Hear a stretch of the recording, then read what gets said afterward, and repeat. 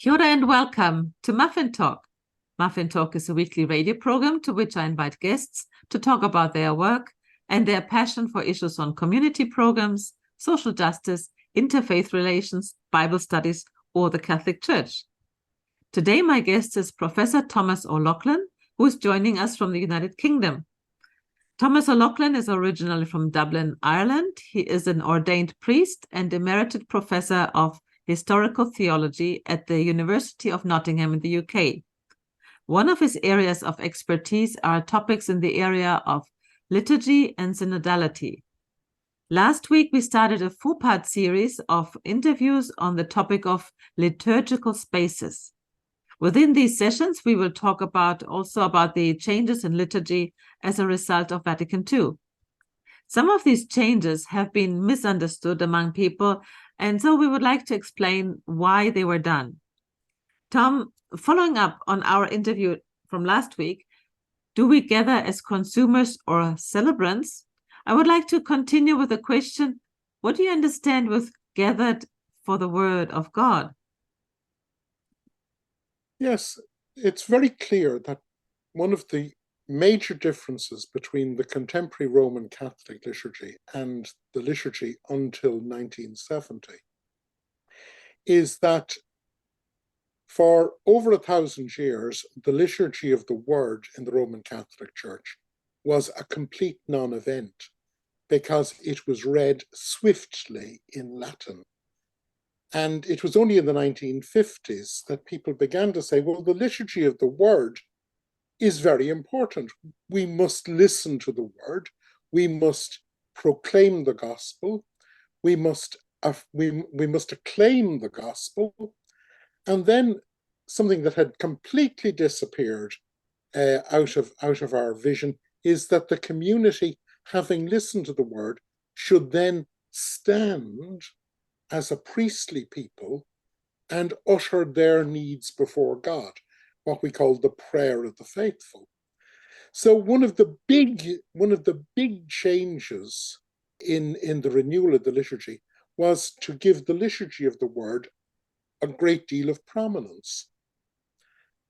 Unfortunately, for many people at the time, it was thought, well, all we have to do is read the readings in English, and we will just read them in more or less the same way that we did when we read them in Latin, except we'll do it out loud and we'll bring in a microphone system. Tom, when you mentioned the word priestly people, what do you understand with priestly people? Priestly people is a group of people. All the baptized are a priestly people because in virtue of their baptism, they can stand in the presence of God. And the notion of a priest in the Old Testament is someone who can go in and stand before God and make intercession for the people. Now, that is something that instead of being confined to just one tribe, the tribe of Levi and the descendants of Aaron, is now something that's shared because we're baptized into Christ by everyone. So we stand and we make intercession, not only for ourselves and for all of the Christians, but we make intercession for the whole world. The prayer of the faithful is a very profound act of who we are. It's not presenting a sort of someone said, well, really, it's just a shopping list, or it's a list of a letter to Santa Claus. You know, we'd like this, we'd like that. It's that we're interceding for the world. And one of the problems is that we have now had 50 years of reading the scriptures at our gatherings, but we have thought very little about the best way to do it. There's actually an interesting science called proxemics. And proxemics is how human beings relate to one another when they're close to one another and when they're arranged in space. And there's just one little bit of proxemics that's terrifying to think about. And here it is. We all know that we communicate with our whole bodies. not just with our words. And when we're actually talking, some psychologists say that only 7% of the 7% of the communication is actually verbal.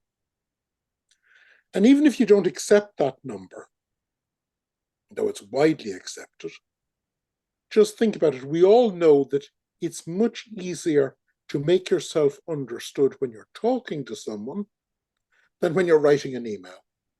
It's easier to make yourself understood in words rather than in writing. Likewise, we know it's easier to make yourself understood if we can see one another. A Zoom call is better than a phone call. Even better still is a face-to-face meeting. Mm-hmm. So we know, we instinctively know that our communication is not just verbal, though that's the most obvious part of it. Now, here's the problem. If only 7% of our communication is verbal, 90% of it is non-verbal. And that's a serious problem if we're celebrating the liturgy of the word, where we're engaged in words and readings and sounds, and it's very verbal. So think about the average church situation. People are there in rows, and opening prayer finishes, they sit down. Someone gets up and they hear a reading from the book of, and then they hear sounds. Then there might be a little bit of singing, but there could be just more words. Then a reading from the letter to, more words. There might be a little bit of singing. Then a reading from the gospel, stand up, more words, sit down again. Maybe 5, 10, maybe even more than 10 minutes of more words. A mini lecture. And we know that we don't like lectures.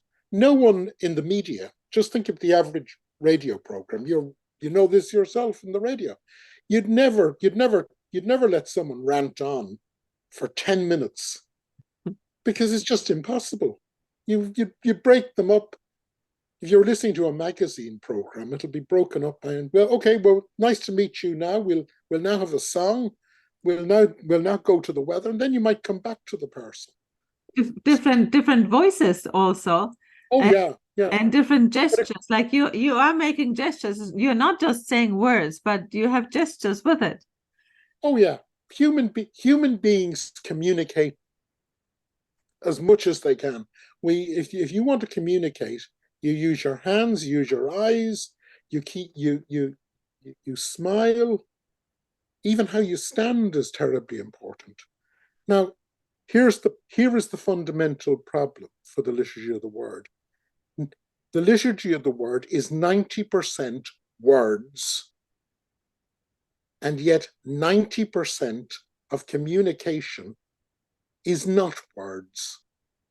So there's a fundamental communication problem in the liturgy of the word, and I fear that most people involved in the liturgy haven't even thought about that. Tom, when you come to these words, because you were mentioning the monotony, if it's a person who speaks the same way, and if you have also the same language, you have a first reading and the second reading, which might be similar language that is not the common language that we use, but then you have the prayers of the faithful that you mentioned, and they are usually written by the faithful. And did they exist before Vatican II, or were they implemented after Vatican II?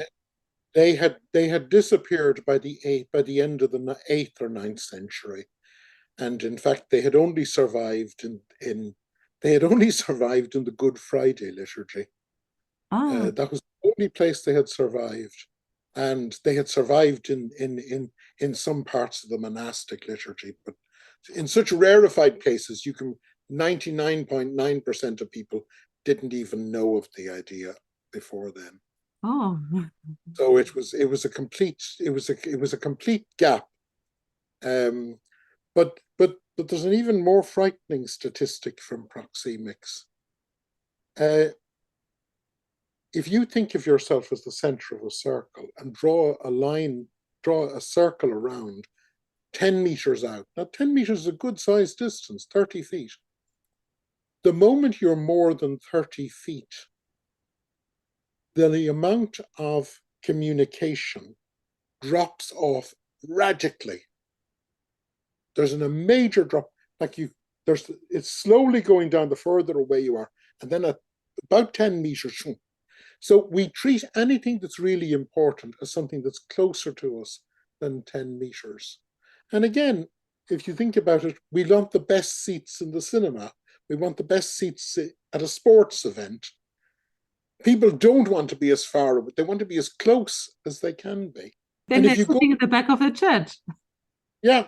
If you're sitting at the back of a church, there's a very different experience to listening than if you're sitting in the front seat. And I find this is talking to people who preside. The presider is usually only 2 or 3 meters from where the reading is taking place. And they're listening, they have a very good vantage point to listen to. They're not having the experience of someone who's sitting at the very back near a door where there's wind coming in and all that, and is more than 10 meters away. Their experiences of being at the same Eucharistic celebration are completely different. So the average presbyter, priest, the leader of the group, he has no idea what someone at the back of the church is experiencing. And once you go beyond between 19 and 25 meters, you might as well just send them an email.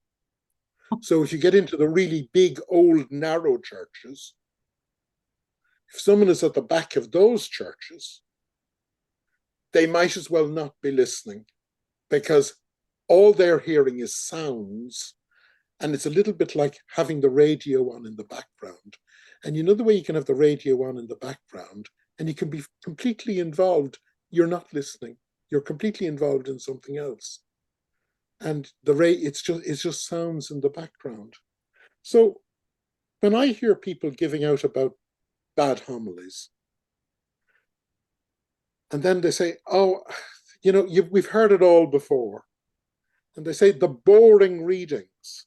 Yes, a lot of them are boring, but sometimes it was not just the reader, it's the environment. If you're at the back of the church, you're getting so little of the communication, even if you had the best reader, or even if you had a really good preacher, you're so far away that you're only getting a fraction of it.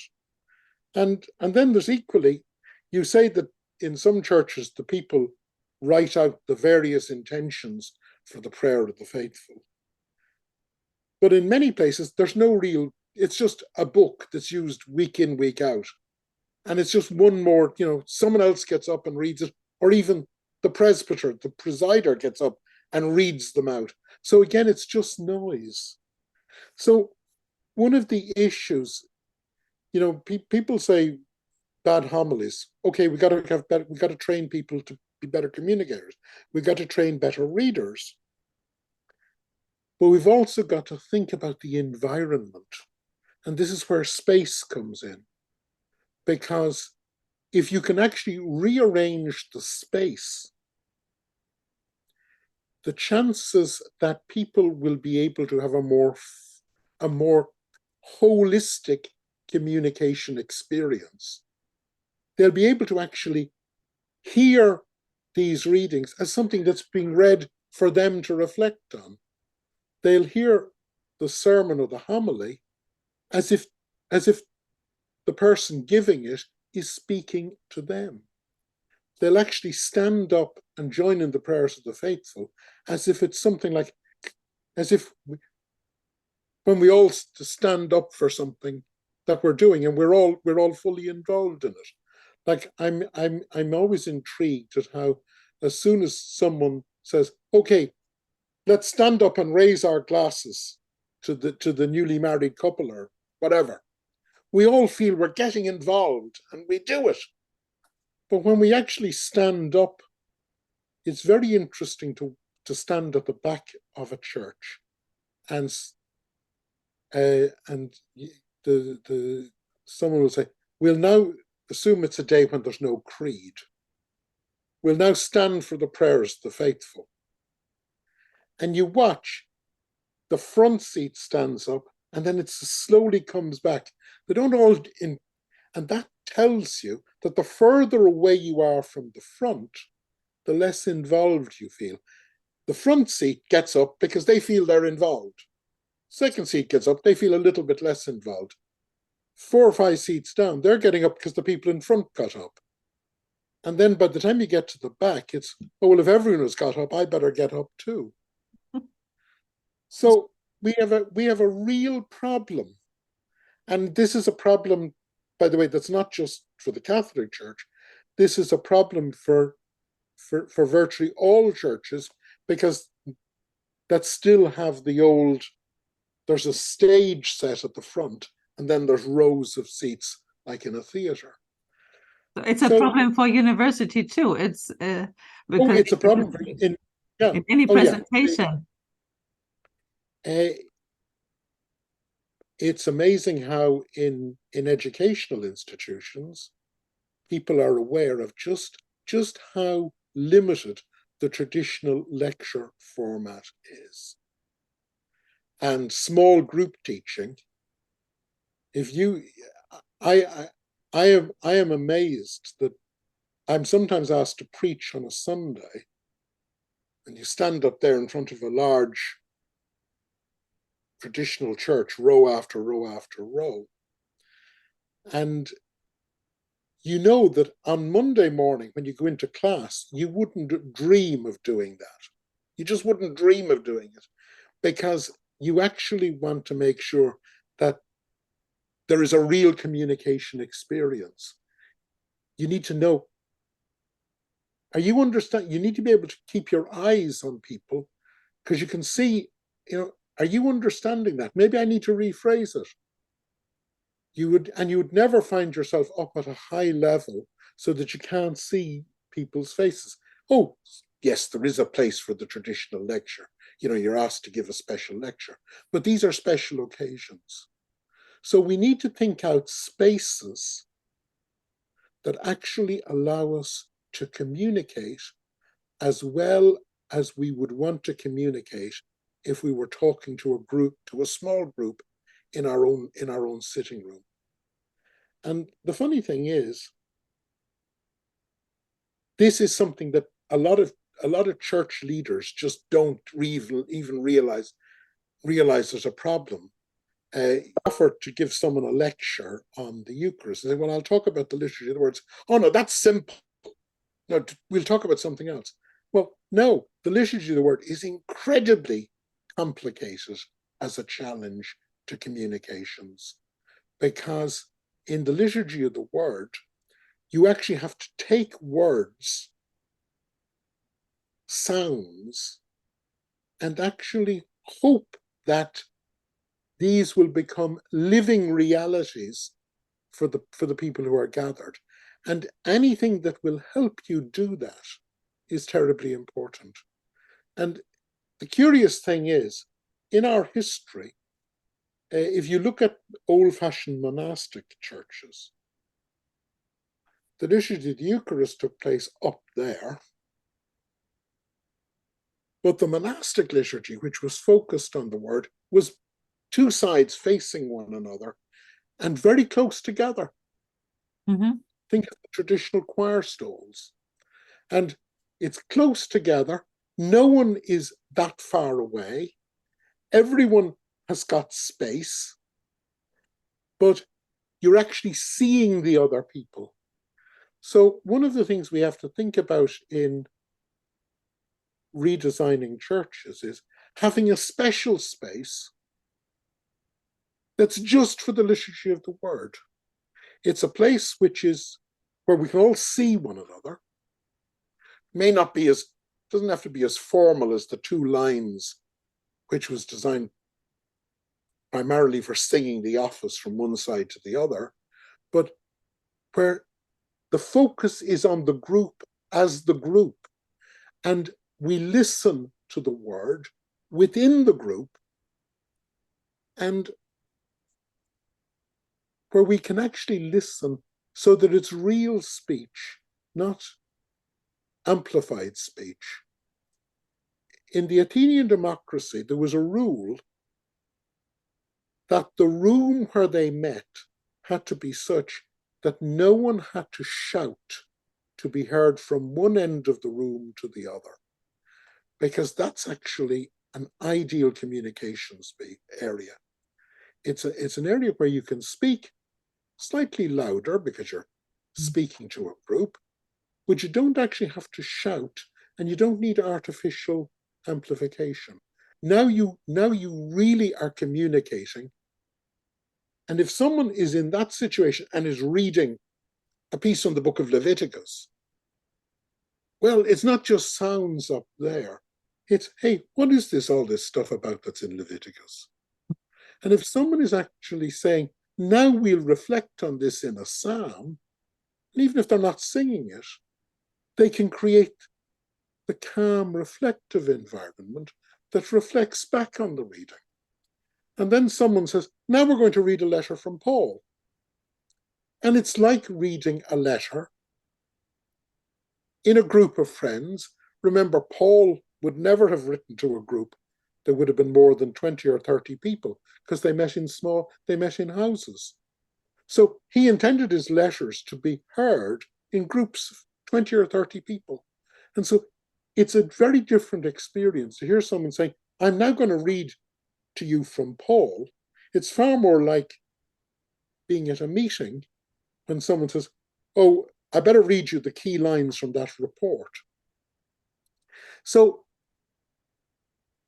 one of the things that I have been arguing in this talk is that don't think the liturgy of the word is simple. It's just readings. It's an attempt at human communication, and human communication works best when we're in a circle so that people are ideally no more than 10 meters from everyone else. So think of an area, think of a circle 10 meters across, so that everyone can listen to everyone else. And then when you say, okay, let's stand up and as a priestly people put our needs before God, everyone will stand up together, because they will realize they're actually sharing in a community event. They're not just following the people in front of them. It reminds me in some way of Bible studies, where you have the Bible studies before the Sunday and you read together the gospel and the first and second reading of a Sunday coming up, and you talk about it. And if you have that experience and then you go to Mass on Sunday, you already know what it is about. You had some time to digest the words. And when they come, then they are a lot more powerful.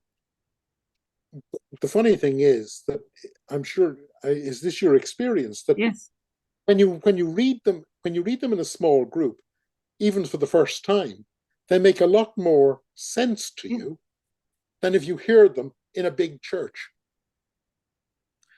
And that is the fundamental issue that proxemics addresses.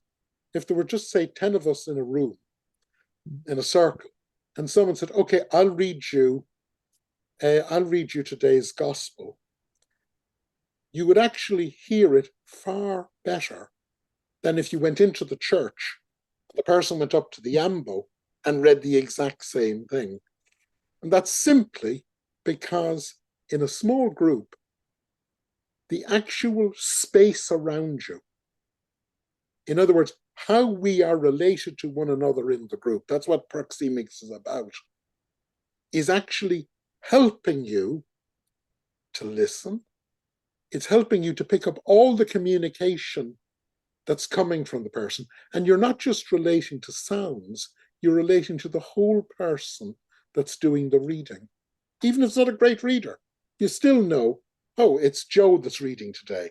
Well, Joe isn't a great reader, but you're still hearing Joe, and you're listening to it knowing that Joe is not a great reader. It's very different from just someone up there, maybe 15 meters away, where you're just listening to a voice and you can just see someone, the top of the torso, head and torso, standing above a lectern.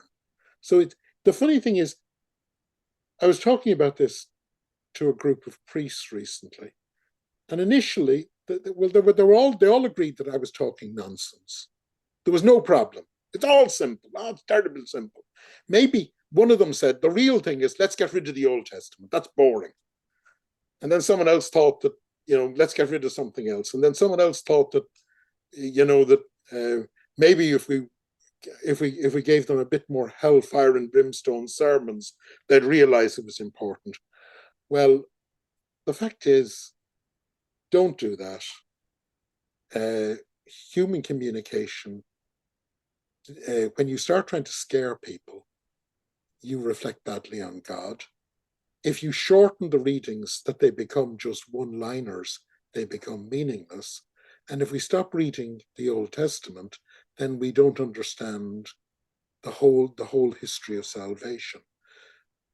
The real challenge is to actually make this a communication experience. But this group of priests that I was talking to, I'm thinking of a particular group now, they thought it was all nonsense. What I was saying was all nonsense. And yet, I was watching the group, and there were about 15 in the group.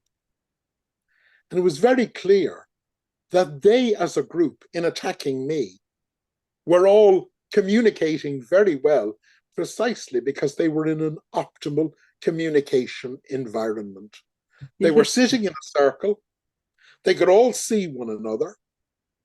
They could all hear the anger and saying, it's very simple. Why are you wasting our time? Why did we come here today? So that they could pick up all these things, and they were actually energizing one another. And they had similar education, which is another thing, because the priest, when he gives a homily, he has to think of all the different educational background of people.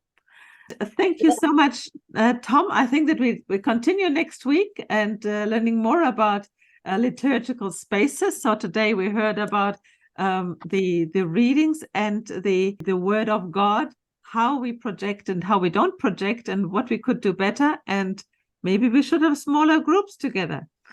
But we'll talk about that next week. Thank you so much for coming to this interview. And thank you, Beata. You're welcome. I really enjoy learning more about your experience. It's really wonderful.